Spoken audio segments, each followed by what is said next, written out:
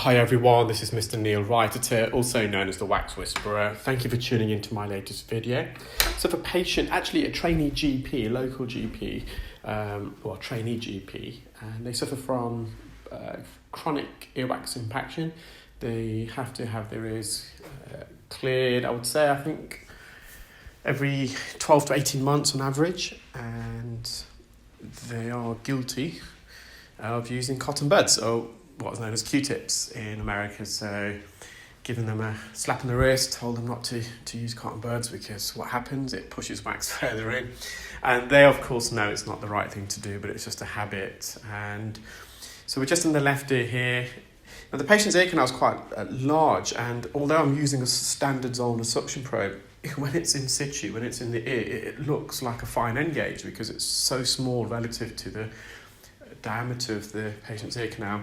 Now they have got this mushy, slushy type of wax that's very hard to suction, so I've just put some olive oil earwax spray into the ear, and what the olive oil earwax spray does, it binds this wax together and it just facilitates easier extraction. And we've got a good suction grip here, and I'm going to try and remove this in one large piece. And you can see how I manoeuvred it around the bend. So the ear canal has two bends, one about 0.5 centimetre into the ear canal. So in this case, the initial bend goes to the right, and then about a further 0.5 centimetre in, so 1 centimetre into the entire ear canal, it veers off to the left again. So we have this S bend, and that's designed to protect our eardrum. So if there's any, I'll come back to that. There's the patient's eardrum, slightly red. So I was just, sometimes when the eardrum's slightly red, they could have glue ear. Did a pressure test to measure the mobility of the patient's eardrums. If there was glue ear, catarrh behind the eardrum wouldn't vibrate, but the patient's eardrum is vibrating perfectly. Yeah, so this S-bend, it's a natural defense mechanism. If you have an object that goes into the ear, it'll have to go around the two bends before it reaches the eardrum. So it's just, our ears are evolved in such a way to kind of mitigate any risks of any foreign bodies, like a twig, for example, going into your ear, perforating straight through your eardrum. Left ear done, into the right ear, and this again, the wax is really mushy and slushy. Just put some olive oil spray immediately, and you can just see at the bottom of the ear canal that soft wax getting suctioned up. And so we are near the entrance here. And when you use oil, or any drops really, when you suction, you just got to be careful, because you can get a slight blur on the screen. And you've probably seen that a couple of times, and you learn to manage that actually during the procedure with a bit of experience. So in a moment, you can see some oil there. So in a moment, I'm going to peel and lift this plug of wax. You can see how slushy and mushy it is. You can see the imprint of the suction probe into the wax. I don't know if you saw that before I inserted the suction probe in, you'll see where the suction probe previously had embedded itself into the slushy plug of wax. It's still a bit blurry, so I'm just mopping up some of the oil first.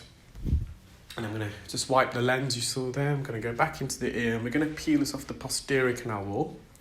There's that impression, that indentation I was referring to. So, and we're just hovering over the surface of the wax.